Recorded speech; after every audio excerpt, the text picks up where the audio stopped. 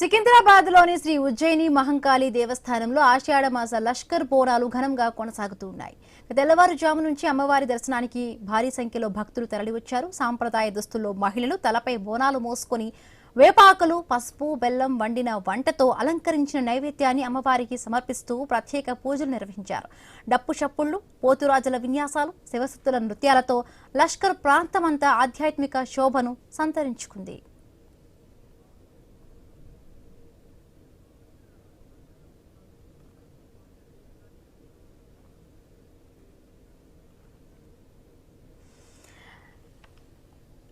సికింద్రాబాద్లోని శ్రీ ఉజ్జయిని మహంకాళి దేవస్థానంలో ఆషాఢ మాసం లష్కర్ బోనాలు ఘనంగా కొనసాగుతూ ఉన్నాయి. మా కరెస్పాండెంట్ పవన్ అక్కడే ఉన్నారు.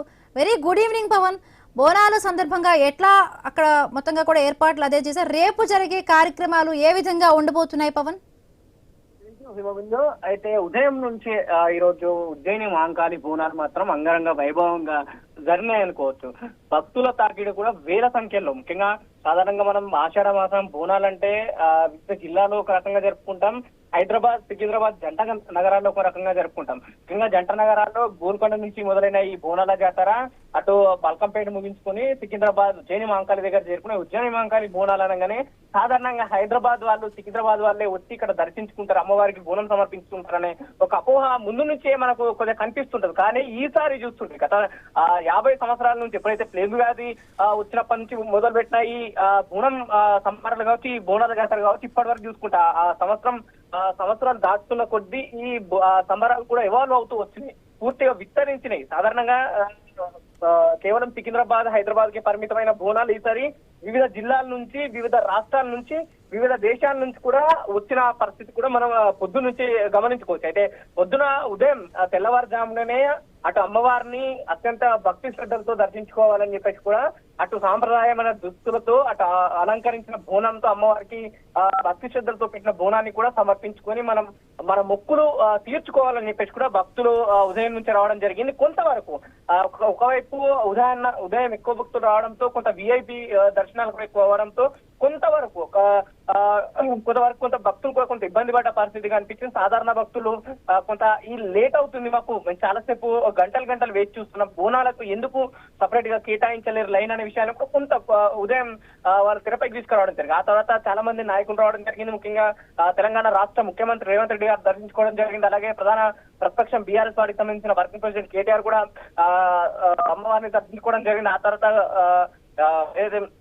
దేవాదాయ శాఖ మంత్రిగా ఉన్న కొండా సురేఖ కూడా దర్శించుకోవడం జరిగింది. పొన్నం ప్రభాకర్ కూడా రావడం జరిగింది. చాలా మంది నాయకులు కూడా వచ్చి అమ్మవారిని దర్శించుకొని తెలంగాణకు ఎటువంటి కష్టం రాకుండా దీవించాలని చెప్పేసి కూడా అమ్మవారిని కోరుకున్న పరిస్థితి కనిపిస్తుంది. సో అక్కడ నుంచి భక్తులు తాకిడి టైం గడుస్తున్న కొద్ది కూడా భక్తులు ఎక్కువ రావడం కూడా జరిగింది. సో ఇప్పటి వరకు వేలాది మంది ఎటువంటి ఇబ్బంది లేకుండా కూడా అమ్మవారికి ఏ విధంగా వాళ్ళ ఆనందంగా, సంతోషంగా, భక్తి శ్రద్ధలతో వచ్చారు, అదే విధంగా అమ్మవారిని దర్శించుకొని బోనం సమర్పించిన విషయం అయితే ప్రస్తుతానికి ఈ రోజుకి మనకు తెలిసింది మొదటి రోజు. అయితే రేపు రంగం భవిష్యవాణి చెప్పే అవకాశం ఉంది. రేపు కూడా ఇదే విధంగా భక్తుల తాకిడి ఎక్కువ ఉండే అవకాశం ఉంటాయని చెప్పేసి కూడా పోలీస్ శాఖ వారు ముందుగానే అన్ని విధాలుగా సౌకర్యాలు చేపట్టడం జరిగింది. ఇక్కడ కూడా ఎలాంటి అవాంఛనీయ ఘటనలు జరగకుండా భక్తులకు, ముఖ్యంగా ఇక్కడికి వచ్చే భక్తులకు, వివిధ జిల్లాల నుంచి, వివిధ రాష్ట్రాల నుంచి వస్తున్న భక్తులకు ఎక్కడ కూడా ఇబ్బంది జరగకుండా పూర్తి స్థాయిలో క్యూ లైన్ పద్ధతి అంటే స్ట్రిక్ట్ గా ఏర్పాటు చేసి, ముఖ్యంగా కొంతవరకు ముఖ్యంగా ప్రభుత్వంలో ఉన్న మంత్రులు, ఎమ్మెల్యే వరకు విఐపి దర్శనం పెట్టి మిగతా వాళ్ళకు ఎవరు వచ్చినా సరే, నాయకులు వచ్చినా సరే, ఇంకెవరు వచ్చినా సరే కొంత ప్రోటోకాల్ అనేది పక్కన పెట్టి ఈరోజు భక్తులతో మీరు దర్శించుకోవాలని చెప్పేసి కూడా పోలీసు శాఖ కూడా కొంత స్ట్రిక్ట్ గా ఉన్నది. రేపు కూడా ఇదే విధంగా కంటిన్యూ అయ్యే అవకాశం ఉంటది. గతంలో గత సంవత్సరం ఏ విధంగా రంగం భవిష్యవాణి చెప్పారు, ఈసారి ఇంకా ఘనంగా ఉంటాయని చెప్పేసి కూడా ఇక్కడ ఆలయ కమిటీ, అలాగే దేవాదాయ శాఖ కమిటీ కూడా చెప్పడం జరుగుతుంది. Right, thank you Pawan.